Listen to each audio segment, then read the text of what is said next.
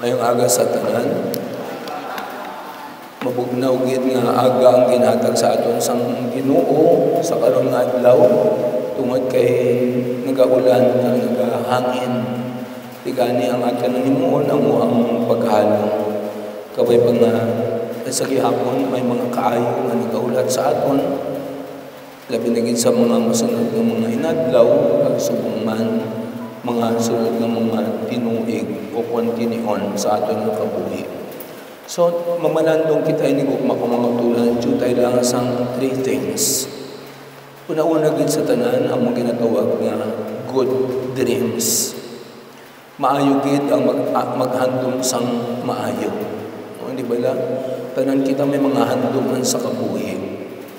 Ang handom naton, kung kaysa makatungkol kita sa panimalay nga matarong kag maayo.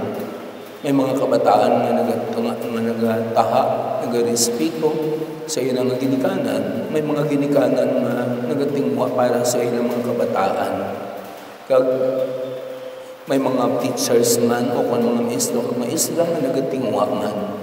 Agol mataas ang mga sweldo o kung ang tinunan, nagakuha sang mga doctorate, nagakuha sang masteral. Bisan mga pari man, nagahimo sila. Bisan ang mga pari man siguro may mga nagahandong manggid na mag-obispo o kung nagahandong na magtaas man ilang mga pwesto o kung nami ang ilang mga assignments sa diocese. No? Pero may mga tao man na simple na, no? Nag-engineer na, nag-architect na, nag-manager na, nag-supervisor na, it is either sa company o kung sa eskwelahan. Pero sa gihapon, simple man lang sila. Pero at least nalapot nila ang mga handong sa kabuhi. Siguro hindi man malain ang maghandong basta maayo. Pero sila sa atin Ebanghelyo, ang mga ginikanan, ang nanay ni Santiago at ni Juan, nagkatugid sa kay Kristo, pag ang iyahandong, amo man lang ang papungkol ang iya duwa ka bata sa duwa ka kilid ni Kristo. Ang isa sa iya po, ang isa sa iya wala. Kung maghari na siya sa ginalihan sang langit. That is the best dream ever. Ang maghandong ka na magpumpugin sa wala kang po sa Ginoo kay ngalaman siya ang Diyos, siya ang halik sang kalibutan, sang langit at sang duta. Pero pati na natin ang gugmak ng matuhan. Tanan ng mga tao dapat man maghandong, mag-dream sa kabuhi nila. Ay kung hindi, wala na ulos ang iyong mga kabuhi kung wala ka man lang handong sa kabuhi. Ikadua, or second thing, amo nang ilatawag na we can do our best. No, di ba lang? Ipamangkot sila ni Kristo nga kabalo ka mo kung anong ginahambal ninyo. Kasarang bala ka mo mag-inom sa kupa nga akong pag-aimnan. Grabe na magpamangkot sa ating Ginoong sa Kristo. And yet, they answered, yes, we can. Oo, makasarang kami. Although nga wala sila guro na kansindi kung ano ang kupa na pag-aimnan sa ating Ginoong sa Kristo. Nga ang atong Ginoo nagabuot silingon sang kupa sang mga paghantos. Kaya ninyong paghantos nga akong agihan, magpalansang man kamo sa cross, magpasaan man kamo sang cross, magpahanap man kamo sa aligi nga bato, magbalhas man kamo sang dugo, mag-ula man kamo sa inyong dugo tugtugid sa katapusan, bisan ang lawak ng dugo kag ang tubig sa inyong lawas, kaya niyo na. Pero sa gihapon, they were able to answer outrightly. Yes, we can. Oo, Ginoo. Kaya naman. Sarang kami. Makainom sang kupa na imo pag-aimnan. Base ka paminsan lang sila sang kada kaon nila. Kada pamahaw panyaga at panyamon. Nagainom si Kristo sa simple lamang na kupa. Naginainan nila sang tubig o kon bino.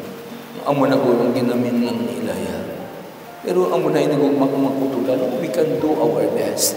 Bisan sinuman, kung kisa, makasiling ka nga, wala ko nag-expectan. Ang ginikanan, makasiling nga, wala ko nag-expectan. kapigado lang sa amon. Subong ang mga bata ko nagtinguha. May bata na ako sa abroad, may bata na ako nga supervisor, may bata na ako nga engineer, no? So, amo na ba lang ang expectation mo, less lang. Pero, ang nagabot sa imo kabuhi, the best yet. Kaya nga, man, you just only are doing, we're able to do what is best. Dinhimo mo lang ang pinakanami sa imo kabuhi. Ano pala? Nami mo na inigong magputunan, nadugo mo natin tuwag mo. Kung magtinguha lang ng tao, may posibilidad kit nga malampot niya ang iyang handom sa kabuhi. Wala siyang malaing signatong gamina, wala siyang malaing sa paghandom sa maayo ng mga handom.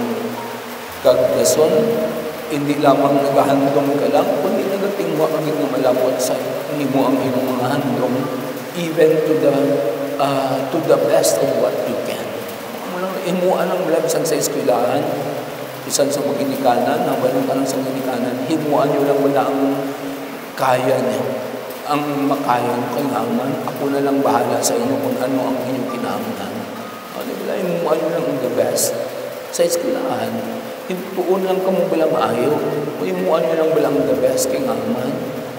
Ang honors, manginti mo na, ihatag ko na sa inyo.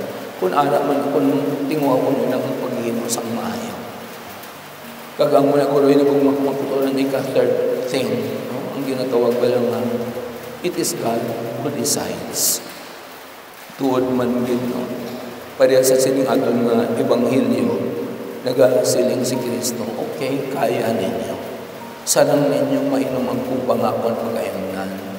Pero ang pagpapungko sa akon wala, o kung sa akon tuo, hindi akon.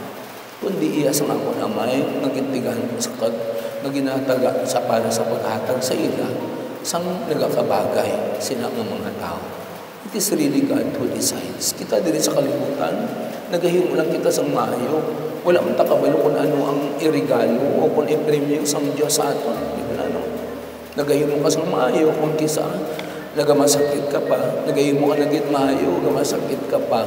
O kung isa may mga unos pang nagagawad sa imo kabuhi, makasiling kayan sa Ginoo nga, Lord, ako na ning ginahimo ko.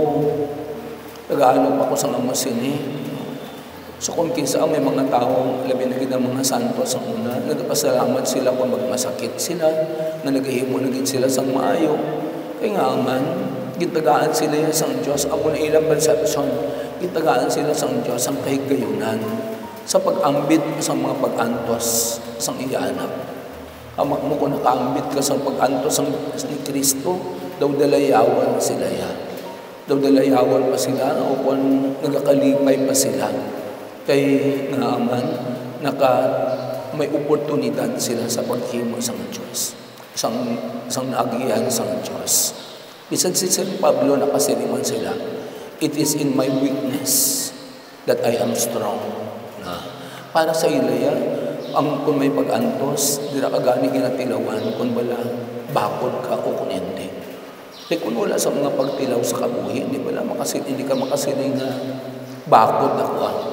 No? Abisan sa eskwelahan, hindi pwede magsiling ang bata nga, ako din pinakaalam. Ako di ang nami sa tanan.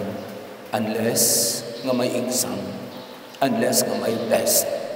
Di kung matestingan na kamutanan, doon ang manong pamatulaan kung sino ang maayo. Kita tanan, we believe in God. Di ba lang, nagatuuman kita sa Diyos.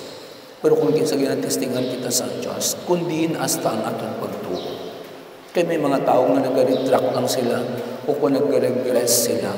Tungod kay may mga pagtilaw na nag-aabot sila, nagadula ng ilang pagtuo. Nag-lesson man ang ilang pagsalig sa Diyos. So, muna hindi ko mapumakuturan. We can do our best. But it is God who decides sa paghatag sa aton kung anong grasya. Hindi ka magsiling kung anong ginpangayo nimo, maghimo ka sa maayo. Perfectly, ang mga ginhatag sa Diyos sa inyo. May mga tao gani nga nagasilingan, nangayo ko sang rose, pero gitagaan ko sang Diyos ang tunok. Di ba lang? Di kung sa bagay, nagakatabo man gitina. Sa pagkamatuod, ang rose may tunok man gid. Hindi pwede masiperate. ang bulak ng katahom sang saya ng mga tunog. Gani ito ba'y ni kung makututunan asa sila ang mga bahin ng bagay, mapamalanduan naton ang mga nagkakatabo sa aton kabuhi.